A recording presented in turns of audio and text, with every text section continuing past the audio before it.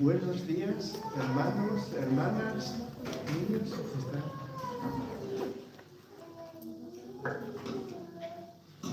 Es un placer para mí y para mi hermano que me acompaña estar por primera vez aquí en esta iglesia. El hecho de estar aquí se lo deben ustedes a Adrián. Adrián insistió tanto desde hace 2 años que viniera aquí a esta iglesia a predicar y hoy por fin ha llegado el momento. Yo soy español, nací en el norte de España, en la costa atlántica, y con 20 años vine a Alemania y llevo ya aquí 54 años. Así que ya ahora pueden deducir lo viejo que soy.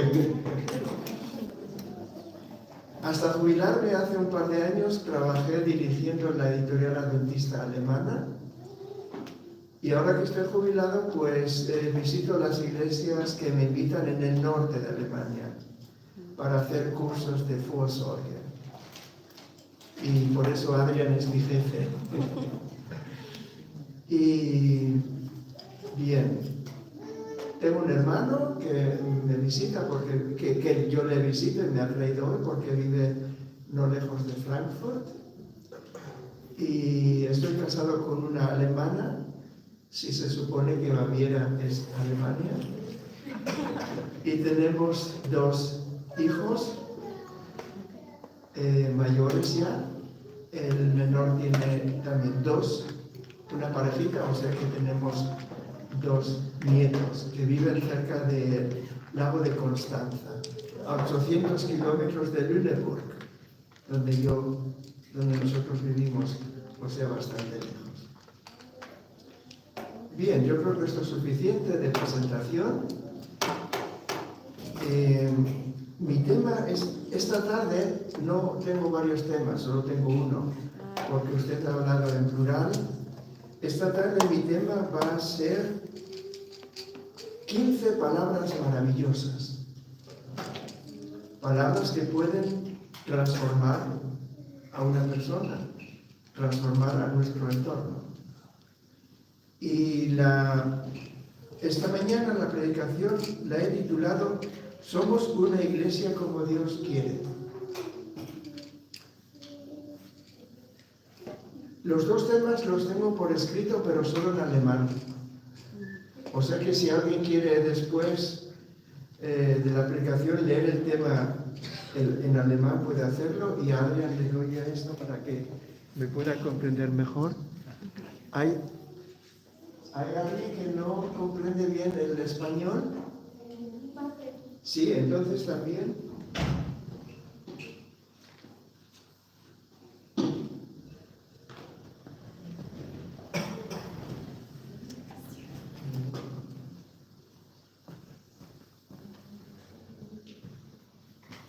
Quiero decir ya de antemano que yo predico en español una vez cada 2 o 3 años. Así que no me resulta tan fácil predicar en español como en alemán. Pero bien, espero que salga bien. Ocurre de vez en cuando, por lo menos en Alemania, que miembros de iglesia recién bautizados después de poco tiempo se van de la iglesia. Y cuando se les pregunta por qué se han ido, no dan razones teológicas, sino más bien razones personales. Se van porque están decepcionados. Las esperanzas o ilusiones que tenían no se han cumplido.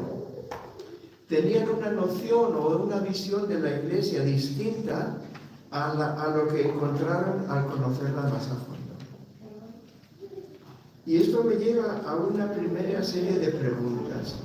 ¿Qué significa la iglesia para ti? ¿Es tu iglesia lo que tú piensas que debería ser?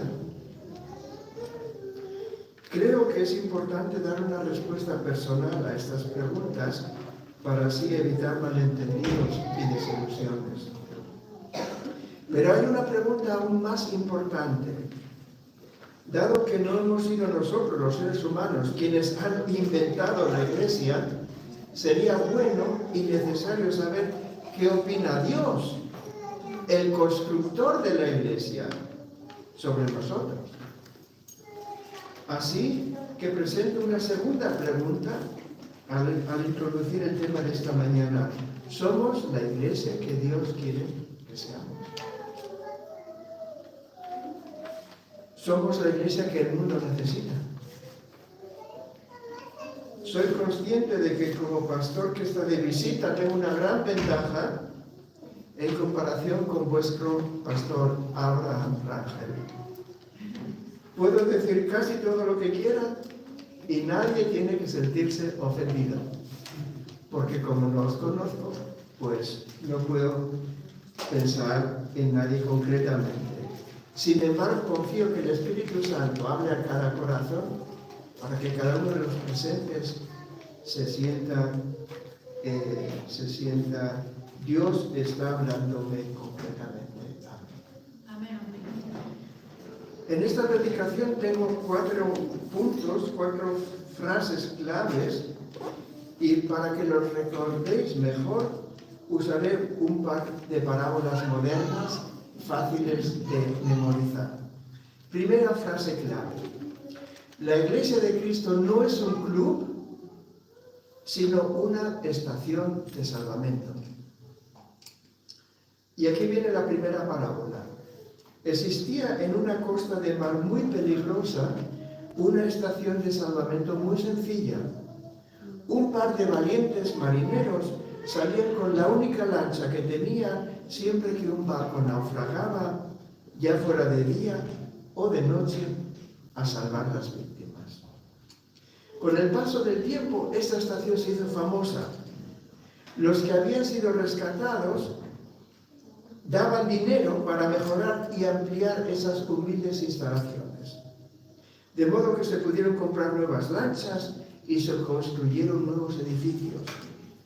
Al paso del tiempo, aquella estación de salvamento se convirtió en un club con un amplio programa de actividades, de recreo, con todas las comodidades imaginables y con bastante lujo. Pero al mismo tiempo que esto ocurría, empezaron los socios del club a perder las ganas de salir remando a rescatar náufragos. No les apetecía dejar la fiesta o interrumpir el juego, la película o el partido de fútbol que estaban viendo. En sus instalaciones de recreo se encontraban muy cómodos. Pero este problema fue solucionado fácilmente. Como tenían en la caja dinero suficiente, pudieron darse el lujo de emplear a un equipo de salvamento pagado por el club. De este modo, ya no hacía falta que salieran ellos mismos remando a rescatar náufragos, sino que lo hacían los empleados que ellos pagaban. En una reunión de socios ocurrió algo inaudito. La mayoría se quejó de que el servicio de salvamento dificultaba el funcionamiento del club. Con suciedad, con estrés, con gastos. Por ello presentaron una solicitud que se suspendiera el salvamento de náufragos. Esta petición resultaba incomprensible para los que habían fundado esa estación de salvamento. Y ellos preguntaron, pero bueno, ¿qué razón de existir tendríamos si dejáramos de hacer precisamente la única tarea para la que fue fundada esta estación de salvamento? Como la mayoría era de otra opinión, la solicitud presentada ganó y a los pocos que estaban en contra se les dio un consejo.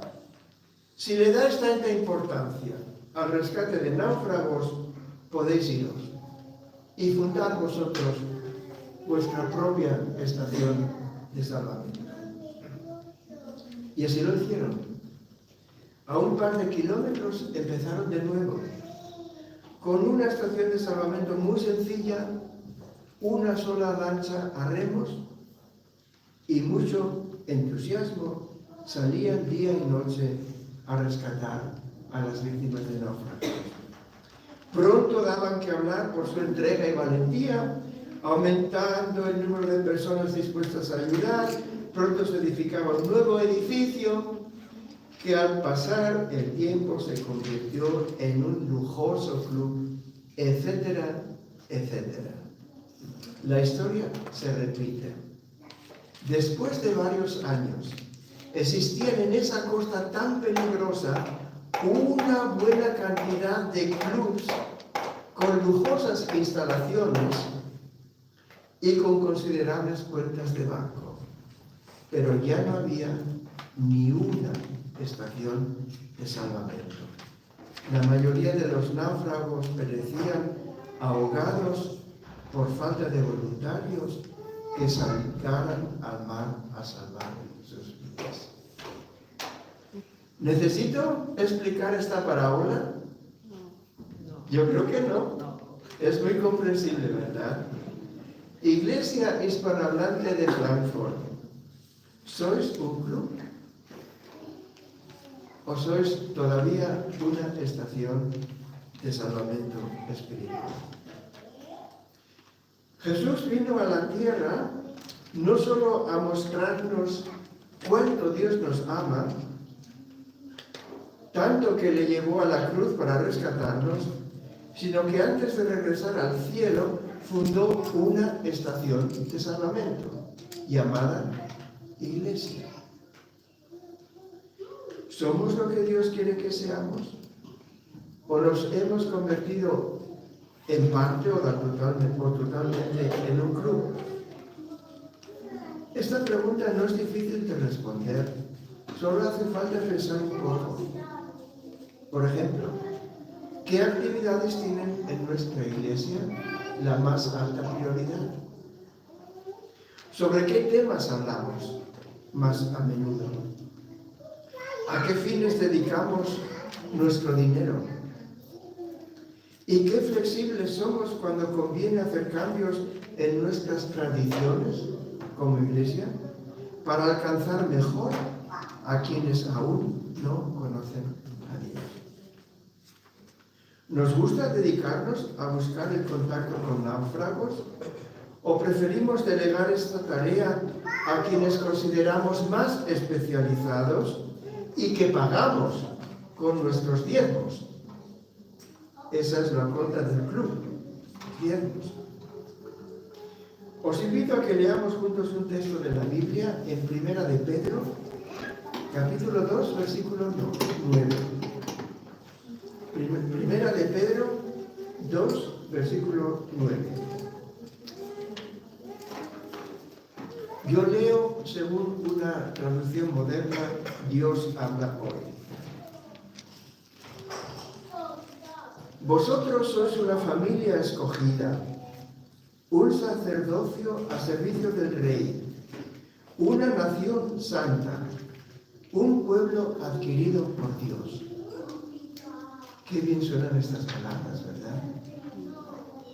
Ser familia real, príncipes y princesas, es algo fabuloso. Ser sacerdotes, tanto hombres como mujeres, qué privilegio. Una nación de santos, increíble. Pero después de esta descripción tan elogiante, no viene un punto, sino una coma. Primera de Pedro 2, 9. ¿Y qué dice después de la coma? Un pueblo adquirido por Dios, destinado a anunciar las palabras maravillosas de Dios, que os llamó a salir de la oscuridad y entrar en su luz maravillosa. ¿Destinados a qué? A contar lo bueno y grande que es Dios, a quienes todavía viven en la oscuridad, cegados por el pecado.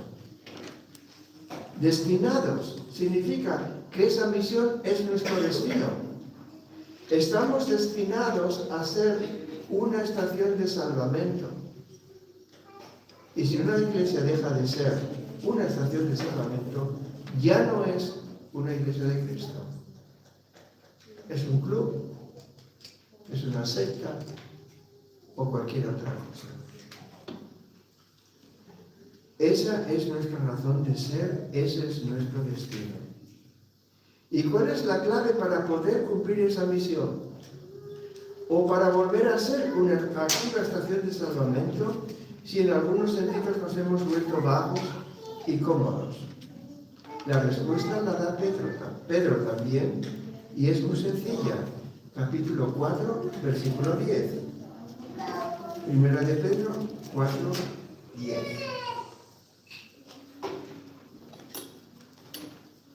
Cada uno ponga al servicio de los demás el don que haya recibido, administrando fielmente la gracia de Dios en sus diversas formas. ¿Qué significa esto? Sencillamente, que cada miembro de iglesia ponga al servicio de los demás, es decir, de la iglesia y del mundo que le rodea, el don que Dios ha recibido. El Nuevo Testamento da dos cosas por sentado. Primero, que cada cristiano es un misionero, o no es cristiano. Cada cristiano es un misionero. Es decir, ser testigo de Cristo no puede ser delegado o transferido.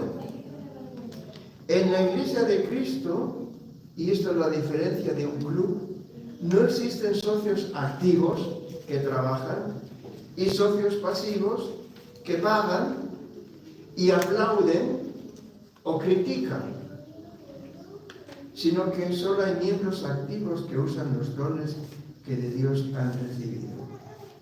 Y la segunda cosa que el Nuevo Testamento da por sentado es que cada cristiano, cada uno de los que estáis aquí sentados, tiene por lo menos un don, por lo general más que uno, con cuyo uso puede contribuir a edificar la Iglesia de Dios y a colaborar en el rescate de náufragos. ¿Qué es un don? Un don es una capacidad especial puesta al servicio de Dios.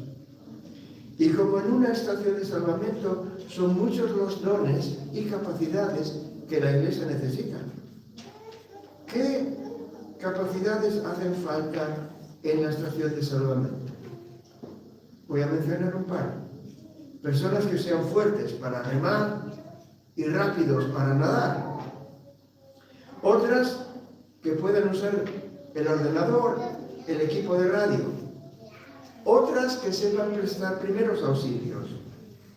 Otras que preparen una buena comida para los hambrientos rescatados.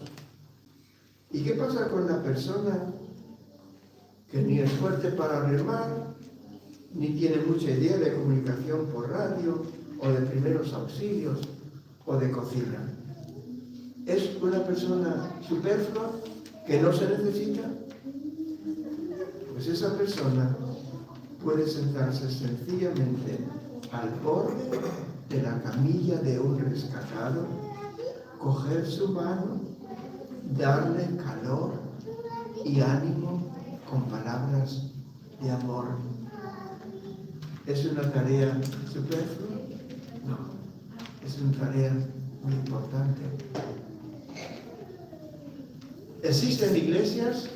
Seguro, me imagino que esta no, que entra una persona por primera vez y se marcha después del culto sin que una persona haya hablado con ella.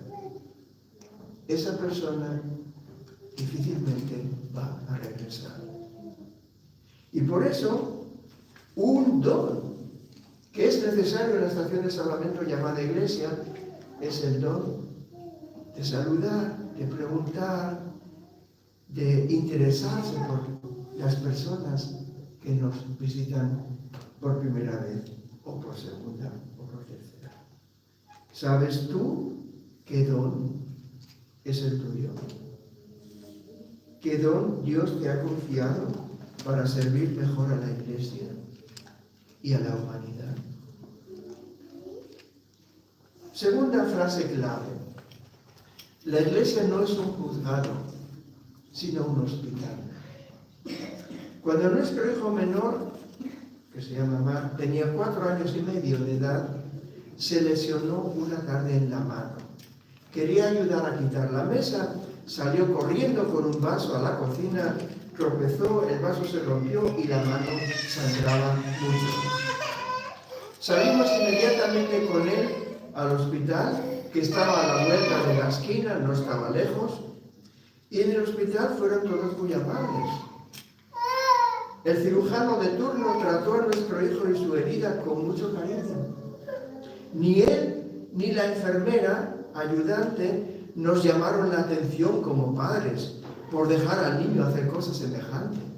Ni riñeron a Mark diciéndole: ¿por qué has ido corriendo con un vaso en la mano? Eso no se hace. Esta vez te curaremos. La próxima vez ya lo pensaremos. ¿Por qué no hubo sermones ni reproches? Porque no llevamos a nuestro hijo al juzgado, sino al hospital. En un juzgado se investiga lo que ha pasado y por qué. Se busca al culpable, se emite un juicio, se condena. En un hospital se tranquiliza al paciente, se alivia el dolor, se da ánimo. Iglesia Hispanohablante de Frankfurt, ¿sois un juzgado o un hospital? Para que no haya malinterpretaciones, hablar del juicio es parte de nuestra misión. Es parte indispensable del Evangelio.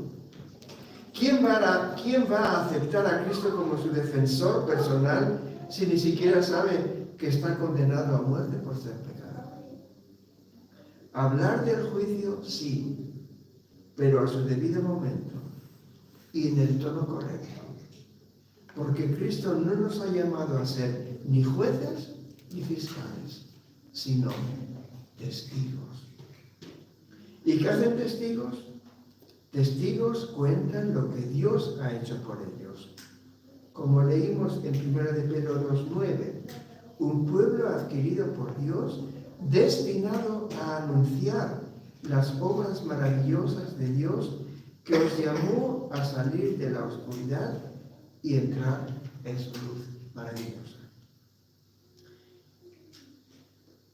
Siguiendo en esta parábola del hospital, ¿cuál es el mejor testigo del poder de Dios? El mejor testigo para el Evangelio es la persona que, hablando con otra, escucha, comprende y luego dice: uy, esa enfermedad la conozco muy bien. Te duele al despertar aquí y por la tarde allí. Mírame, estoy completamente sano. ¿Qué pensáis va a ser lo primero que va a preguntar ese enfermo? ¿Cómo se llama el médico? ¿Cómo se llama el medicamento que te recetó? No hace falta discutir mucho tiempo con él para convencerle de yo que sé qué teoría. No, él va a querer saber cómo se llama ese médico. Ser testigo es recomendar a Cristo como el médico de los médicos. Recomendarlo con nuestras palabras, sí, pero también y sobre todo con nuestras vidas. Y naturalmente que no solo daremos testimonio de lo mucho que Él ya ha curado en nuestra vida, sino también de lo mucho que falta por curar. Porque si solo damos un testimonio de la perfección, puede ser que ese visitante piense: uy, ahí solo hay santos, yo no puedo, ahí no hay lugar para mí. Y por eso debemos ser sinceros y también hablar de que no solo somos sanos, sino también enfermos. En el hospital, Iglesia de Cristo siempre habla siempre habrá sanos y enfermos al mismo tiempo. Como Lutero lo dijo, justos y pecadores simultáneamente. Yo sé que hay algunos en nuestras iglesias que pretenden y dicen, todavía leí esta semana algo, que Jesús no puede regresar hasta que encuentre una iglesia perfecta, en la que sus miembros ya no pequen. Eso es una teología falsa, errónea. Hasta que Cristo regrese, habrá en la iglesia enfermos y enfermeros, las dos cosas. Cada uno de nosotros será hasta el fin enfermo y enfermero al mismo tiempo, o como Jesús lo llamó, buen samaritano. La historia la conoces. Se necesitan miembros de iglesia que sean buen samaritanos, que recojan a quienes han quedado al borde del camino, maltratados por personas o por circunstancias de la vida, animándolos, dándoles amor y calor, mostrándoles que hay alguien que les ama en el cielo y también en la tierra, llevándoles al hospital iglesia para que se restablezcan, para que aprendan a cantar, a reír y a confiar en Dios. Y también aquí, como en la estación de salvamento, se necesitan cuanto más trabajadores mejor, para poder alcanzar y comprender a los muchos pacientes que buscan un remedio de sus males. Si tú antes de ser adventista tenías problemas con el alcohol, estás predestinado para comprender mejor y ayudar a quien es adicto. Si tú has sufrido en tu familia, en tu matrimonio, tratos que duelen y que dejan cicatrices para toda una vida, podrás comprender y ayudar a quien pasa por una situación similar mucho mejor que otro miembro de iglesia que nunca tuvo dificultades semejantes. Si tú has luchado con la soledad y el desprecio y encontraste comprensión y amor en la iglesia, te será más fácil ayudar a alguien que está sufriendo situaciones similares. Estos son solo 3 ejemplos que muestran en la iglesia somos todos y cada uno necesarios. Y es un grave error pensar que son los especialistas, los pastores, los teólogos, quienes pueden cumplir mejor la misión que Dios nos ha encomendado a todos. Qué privilegio tan grande es el ser una carta de recomendación para Jesucristo, el médico por excelencia. Tercera frase clave: la iglesia no es un edificio, sino una familia.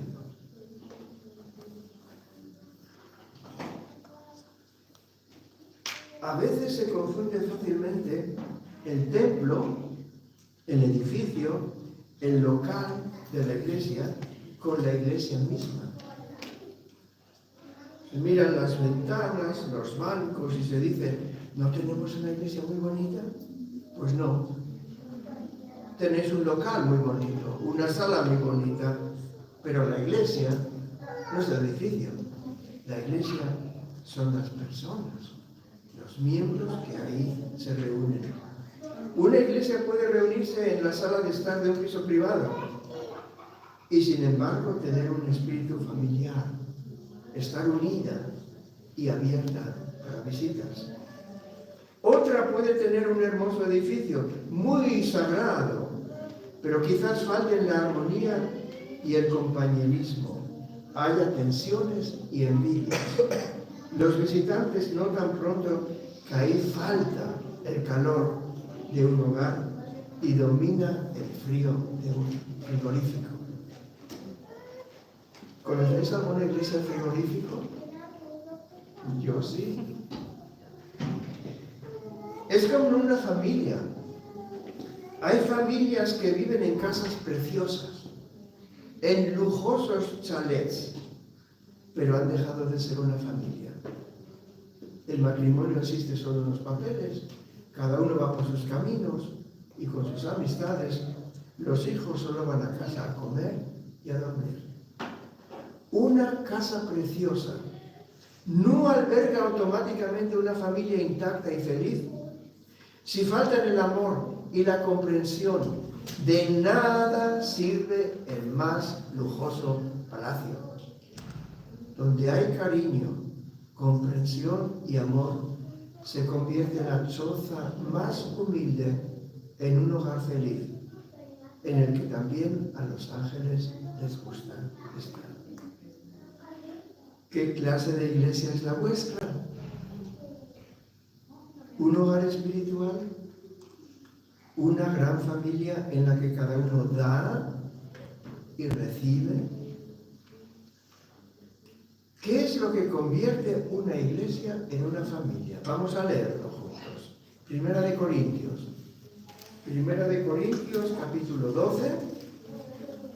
Es otra parábola que usa Pablo para definir lo que es y cómo funciona una iglesia. Primera de Corintios 12, versículos 12 al 14. Vamos a ir leyéndolo en partes. El cuerpo humano, dice Pablo, aunque está formado por muchas partes, es un solo cuerpo. Así también Cristo. De la misma manera todos nosotros, judíos o no judíos, esclavos o libres, fuimos bautizados para formar un solo cuerpo, por medio de un solo espíritu. Y a todos se nos dio a beber de ese mismo espíritu. Es decir, la iglesia es solo un cuerpo, pero tiene muchos miembros, como nuestro cuerpo. La iglesia, como cuerpo de Cristo, necesita esa diversidad, necesita esa variedad de miembros. Sin esa diversidad no funcionaría y se moriría. Si a alguno le molesta que otros no piensen como él, que haya tantas formas diferentes de ser y de vivir, pues que lo piense, porque si todos en la iglesia fuéramos iguales, pensáramos iguales, esa iglesia ya estaría muerta. Sigamos leyendo, 17 al 19. Si todo el cuerpo fuera ojo, ahí lo tenemos, no podríamos oír. Y si todo el cuerpo fuera oído, no podríamos oler. Pero Dios ha puesto cada parte del cuerpo en el sitio que mejor le pareció. Si todo fuera una sola parte, no habría cuerpo. Pero lo cierto es que las partes son muchas, aunque el cuerpo solo es uno. Pablo me parece que tenía humor. ¿Os podéis imaginar un cuerpo que solo tenga ojos? Tendría una vista 360 grados, preciosa, y sin pies no podría ir a ningún sitio. O pues imagináis un cuerpo que solo tuviera oídos, o todavía peor, solo bocas. Bueno, no sería problema porque no habría oídos. Qué lindo ha hecho Dios, 2 oídos y una boca. ¿Sabéis lo que significa eso? Más escuchar que hablar. ¿Qué significa esta parábola de Pablo? Que nos necesitamos los unos a los otros. Es una parábola que va en contra del uniformismo. ¿Qué es uniformismo? Uniformismo es vestirse igual, bueno, traje y ¿cómo se llama esto? Corbata, no es necesario en esta iglesia, muy bien, pero en otras, tener el mismo estilo de música. Esto aquí, hay iglesias que no puede ser, está condenado. Hay iglesias que cuando el coro de jóvenes ha empezado a cantar algún himno, algunos miembros se han ido, porque esa música no la toleran. Que todos coman de la misma forma, vegetariano, ¿qué va? Vegano. Eso es uniformismo. El Nuevo Testamento propaga la unidad, pero no el uniformismo. Son dos cosas muy distintas. Y la unidad bajo una cabeza, que es Cristo. Y vamos a leer más, versículos 21 y 22. El ojo no puede decir a la mano, no te necesito, ni la cabeza puede decir a los pies, no os necesito. Al contrario, las partes del cuerpo que parecen más débiles son las que más se necesitan. Las partes más débiles. ¿Cuál es la parte más débil de tu cuerpo? El dedo meñique. Lo uso tan raramente hasta el día que lo perdieras cortando madera. Entonces te darías cuenta, uy, qué necesario era el dedo meñique. También en una iglesia se necesitan dedos meñiques. Leí de una campaña de evangelización muy importante. Trajeron incluso a un predicador de Estados Unidos y formaron un coro precioso, muy grande.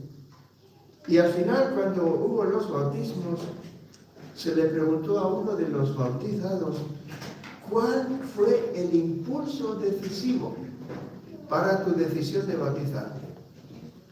Y este señor, este hermano, dijo, uy, el evangelista que habéis importado ha alcanzado mi corazón. Y el coro, uy, qué preciosidad. Pero, el impulso decisivo fue el diácono, que me saludaba cada vez que venía con tanto cariño, que me dijo, ¡ay, qué bien que ha usted regresado! Le eché de menos la última conferencia. El diácono que me ayudaba a encontrar los textos en la Biblia para poder leer lo que el predicador decía. Ese diácono dio el impulso decisivo para mi bautismo. También tú puedes ser dedo pequeño en esta iglesia, haciendo cosas que son necesarias, como la limpieza, el saludo a la entrada, el conversar cada vez con un niño. Puede ser que un día ese niño sea adolescente y venga a la iglesia solo por verte a ti y porque tú le preguntes, ¿cómo te va en el colegio? Y luego ese niño va a hacer el carnet de conducir y va a regresar a la iglesia porque sabe que esa persona que siempre le saludaba tan amablemente ha estado orando por él para que salga bien el examen del carnet de conducir. No sabemos esas conversaciones que a lo mejor consideramos innecesarias con un niño, lo que puede llevar, qué fruto puede llevar algún día. Leamos últimamente el versículo 26. Si una parte del cuerpo sufre, todas las demás sufren también. Y si una parte recibe atención especial, todas las demás comparten. Jesús no dijo que el mundo conocerá su iglesia por la buena explicación de las profecías de Daniel y Apocalipsis. Jesús dijo, en la forma en que os tratáis los unos a los otros, amándoos como yo os he amado, reconocerá el mundo. Esa es la iglesia verdadera. Esta solidaridad, con las palabras de Pablo, entre los miembros de la iglesia es tan importante. sufrir con quien sufre, compartir la alegría y el éxito de quienes se alegran y tienen éxito. Lo normal es tener envidia. Lo divino es alegrarse cuando al otro le va mejor que a mí. Empatía es la capacidad de percibir, de comprender y de compartir los sentimientos de otra persona. ¿Existe una iglesia ideal? Sí. Ideal no es aquella iglesia que es perfecta, yo no conozco ninguna, sino aquella en la que cada miembro tiene su función y ocupa su puesto. Y lo que une a todos es el amor, el reír con el que se alegra, el llorar con quien está triste, el preocuparse por quien tiene problemas. ¿Existe una iglesia ideal? Sí. Algunos piensan que ideal sería la iglesia en la que cada uno siempre se encuentre a gusto, cómodo. Eso pasará en el club, pero no en la iglesia. Eso es una utopía.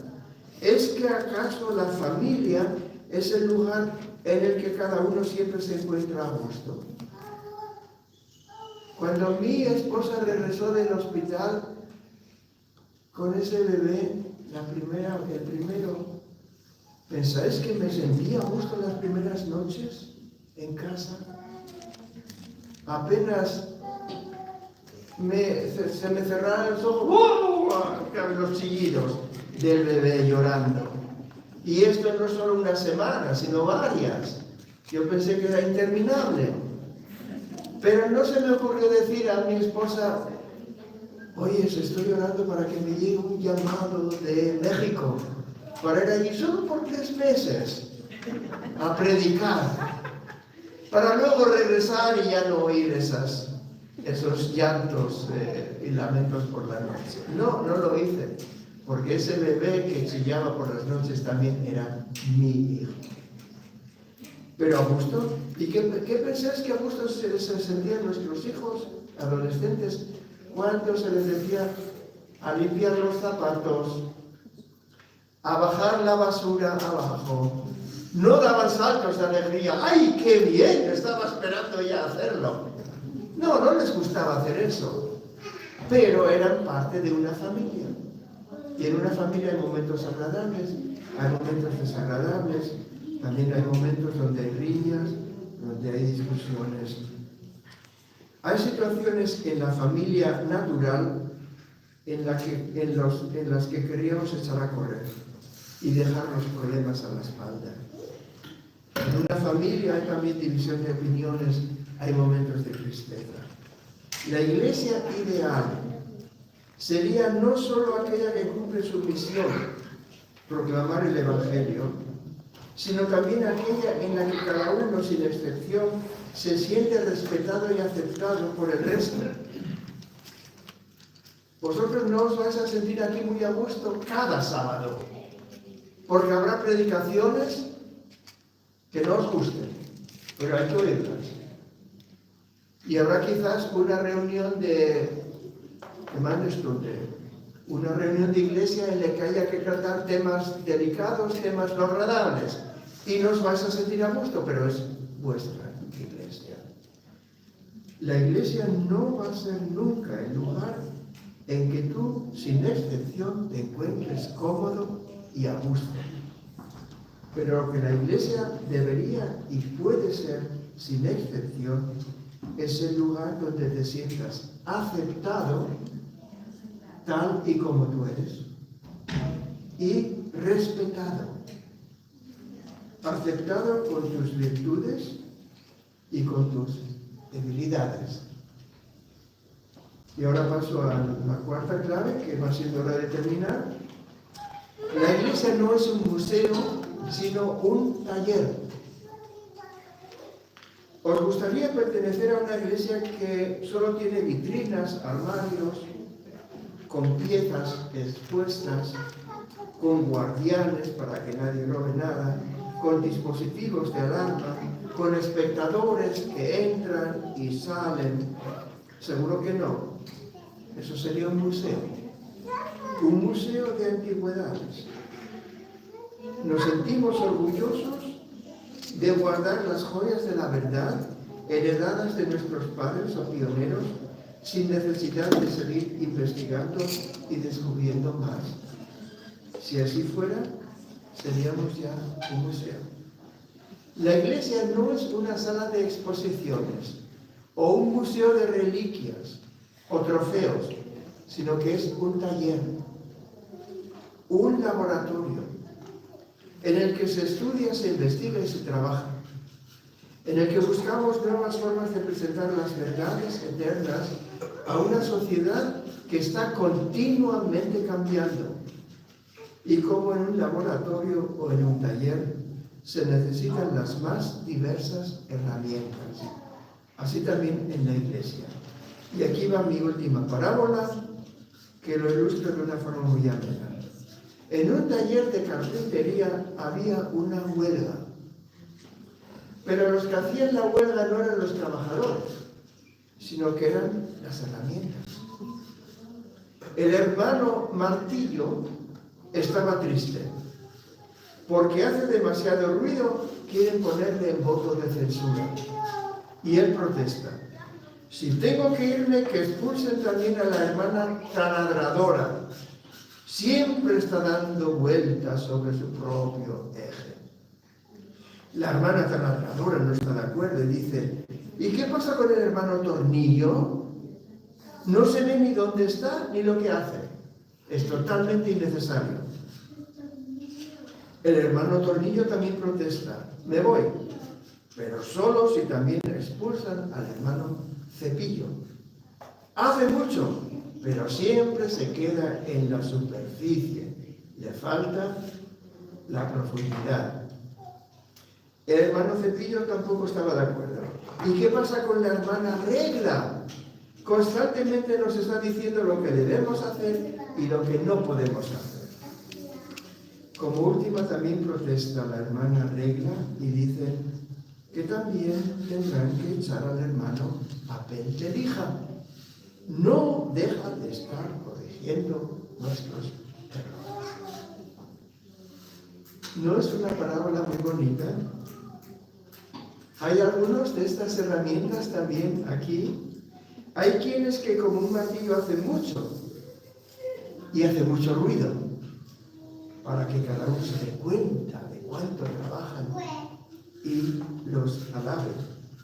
Otros son tan discretos como el tornillo, del que cuelgan quizás la lámpara. Son fieles, nunca abandonan su puesto y no les importa que no se les vea ni se les alabe. Hay tareas que parecen superficiales, hay personas que como la Regla nos corrigen, algo que no es siempre agradable, pero que necesitamos y por lo que deberíamos estar agradecidos. Y el papel de lija puede ser cualquier miembro de iglesia. En cada iglesia que yo he estado he tenido por lo menos un papel de lija. Pero tuvo que ser así y fue bueno que haya sido así. De repente, cuando están discutiendo las herramientas, entra al taller el carpintero. Se pone un mandil de trabajo y reanuda los trabajos finales con un púlpito de madera. Él va utilizando una herramienta tras la otra y al ponerse el sol se deleita contemplando la obra perfecta que sale de sus manos. Y cuando el carpintero deja el taller, hay un silencio absoluto. Las herramientas descansan felices, cada una en su lugar y con una sonrisa en los labios. ¿Por qué? Porque ahora están tan felices y satisfechas porque se han dado cuenta de dos cosas. Primero, el maestro me necesita a mí. En sus manos no soy una herramienta innecesaria. En sus manos soy importante, valioso y útil. Y lo segundo, el maestro no me necesita solo a mí, él nos necesita a todos. Y nosotros nos necesitamos mutuamente. Que Dios nos conceda el deseo y la disposición de colocarnos totalmente a su servicio, para su honra, para la edificación de su iglesia y para la salvación de muchos que aún no lo conocen. Amén.